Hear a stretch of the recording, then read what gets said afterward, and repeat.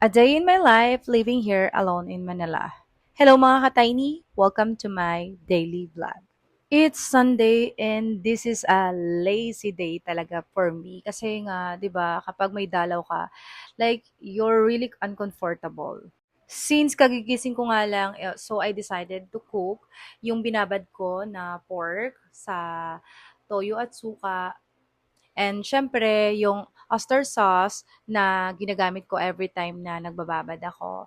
And as you can see, sobrang wala masyadong ingredients to. Yun lang talaga yung nilalagay kong ingredients kasi ako, kung ano lang yung nasa bahay, yun lang din yung gagamitin ko. Don't worry mga ka-tiny kasi lagi naman to yung ginagawa ko every time na nag-stock ako ng food. Kasi kapag binababad ko siya sa suka at toyo is matagal yung expand ng food. Kasi nga wala pa akong refrigerator. So iluluto ko lang siya or lulutuin ko lang siya ng mga 20 minutes to 30 minutes. Dahil solo nga lang ako dito sa aking bahay or apartment, isa ko lang talagang gumagawa dito. Lalo na kapag, ayun, nagugutom ako, talagang magluluto at magluluto ko kasi wala namang kikilos kundi sarili ko lang. Independent woman yarn.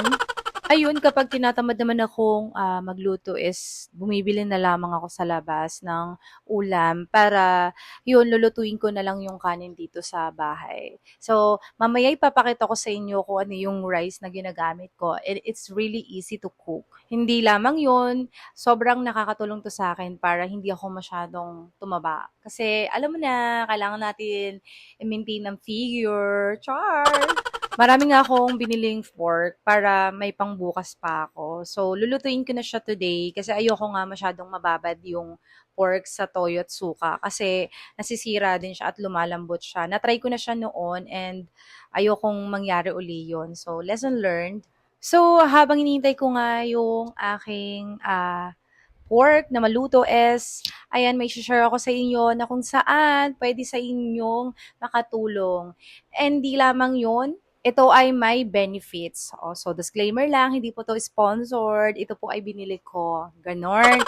So, ito nga yung their face na favorite ko. Actually, melon yung one of my favorite na variant nila. However, wala akong stock. Kaya ito lang yung mango na uh, gagamitin ko para timplahin today kasi nagki-crave talaga ako sa juice. So, ito talaga yung ginagamit kong parang juice ko na rin to talaga. Actually, juice talaga siya. Pero ang kagandahan lang kasi ng juice na to is marami siyang benefits. So, syempre, sobrang ano ako sa collagen. Kasi panggabi ako and ayokong mag-dry yung skin ko and mag-losyang yung mukha ko. Dahil sa stress, pressure, or whatever. So, sa mga hindi nakakalam is I am a call center agent at panggabi talaga ako. Kaya, I make sure na tinitake care ko yung skin ko. So, by the way, this is the rice that I'm taking.